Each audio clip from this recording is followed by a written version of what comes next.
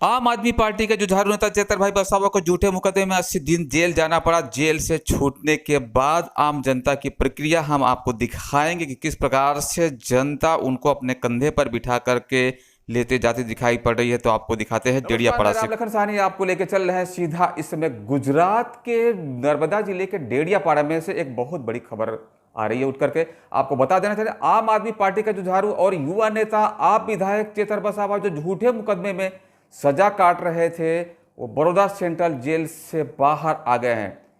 क्षेत्रीय सह प्रभारी गुलाब सिंह यादव, प्रदेश अध्यक्ष यशुदान गढ़वी और प्रदेश संगठन महामंत्री मनोज सोरठिया विधायक चेतर वसावा के स्वागत के लिए मौजूद रहे।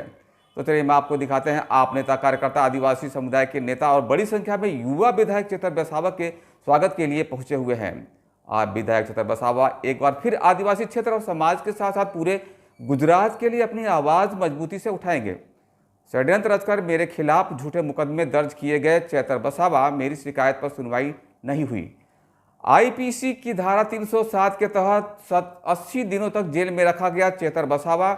मुझे जेल में रखने के पीछे भाजपा और पुलिस प्रशासन का हाथ है, ऐसा आरोप चेतर वसावा जी का तरफ से मिल रहा है। तो हम चलिए लेकर चल रहे हैं आपको सीधा डेडियापाड़ा, नर्मदा जिला के गुजरात प्रांत से आई रही है बहुत बड़ी खबर।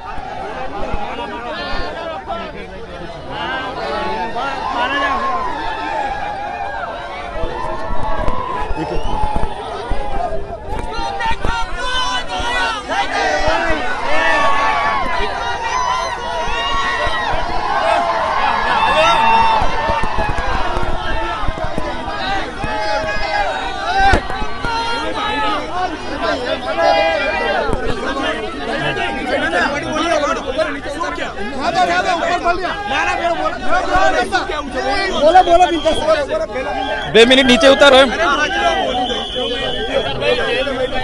એ રીતે એક ધારાસભ્ય તરીકે એટીવીટીની મિટિંગમાં મેં હાજરી આપી। આ લોકોએ પૂર્વ આયોજિત રીતે મારી સાથે મગજમારી કર્યા બાદ મેં પોતે પણ અરજી આપી, છતાં મારા ફરિયાદની એ લોકોએ ગુનો દાખલ નહીં કર્યો અને મારા પર ખોટી ફરિયાદ કરી। એમાં પણ 307 લગાડી, હાફ મર્ડર, અને મને જે માથાભારે સાબિત કરીને 80 દિવસ જેલમાં રાખવામાં આવ્યો છે, એમાં ભાજપ અને પોલીસ પ્રશાસનનો ખૂબ મોટો હાથ છે। એમણે ખોટી ફરિયાદ કરીને મને આ જેલમાં રાખ્યો છે। પણ જે નામદાર હાઈકોર્ટે જે જામીન આપ્યા છે એને અમે આવકારીએ છીએ અને આ અવાજ એ દબાવવાની વાત હતી, પણ આ અવાજ દબાવવાનો નથી। આ અમારા લોકોએ ગુજરાતની જનતાએ આપેલો અવાજ છે, સંવિધાને આપેલો અવાજ છે। આ અવાજ ક્યારે દબાવવાનો નથી। જ્યાં પણ અન્યાય થશે આ અવાજ પૂરી તાકાતથી અમે આગળ વધારતા રહીશું। નામદાર હાઈકોર્ટે શરતી જામીન આપ્યા છે કે મારા મત વિસ્તારમાં મારે જવું નહીં, પણ ચોક્કસ આવનારા દિવસોમાં મને પૂરો ભરોસો છે નામદાર હાઈકોર્ટ, નામદાર સુપ્રીમ કોર્ટમાં પણ જઈશું। સત્યનો વિજય થશે। સત્ય પરાજિત થાય છે, સત્ય પરેશાન થાય છે, પણ પરાજિત થતો નથી। સત્યનો વિજય થશે। કલમોની વાત કરો છો તો પછી જે પડકારો એટીવીટીની મિટિંગ હતી, સરકારી અધિકારીઓ બધા હાજર હતા।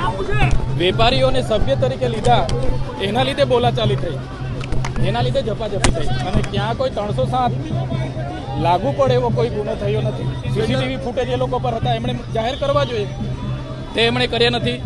મહિલાને મેં અપશબ્દો બોલ્યા છે એવી વાત હતી, એવું ક્યાંય બન્યું નથી। મહિલાને અપશબ્દો મેં એક પણ શબ્દ એવો બોલ્યો નથી। પણ હું જે રીતે ત્યાંથી છૂટામ છું, લોકો મારી સાથે છે, એ જોઈને ભારતીય જનતા પાર્ટીના કેટલાક નેતાઓ અને પોલીસના કેટલાક આઈપીએસ અધિકારીઓ મને ફસાવી દીધો। ચૈતરભાઈ તમારો ધારાસભ્ય તરીકેનો જે સમય હતો, એમાં સૌથી વધારે સમય તમારો જેલવાસમાં પૈતો છે, તો આપે માનો છો કે મતદારોને પણ નુકસાન જઈ રહ્યું છે? એક વિપક્ષના ધારાસભ્ય તરીકે એફઆઈઆર થયા પહેલા પણ મારી 2 વાગ્યાની એરેસ્ટ કરી લીધેલી। મેં પણ અરજી આપી હતી, સૌથી પહેલા ફરિયાદ મેં આપી હતી, પણ આજ દિન સુધી એની એફઆઈઆર નથી થઈ।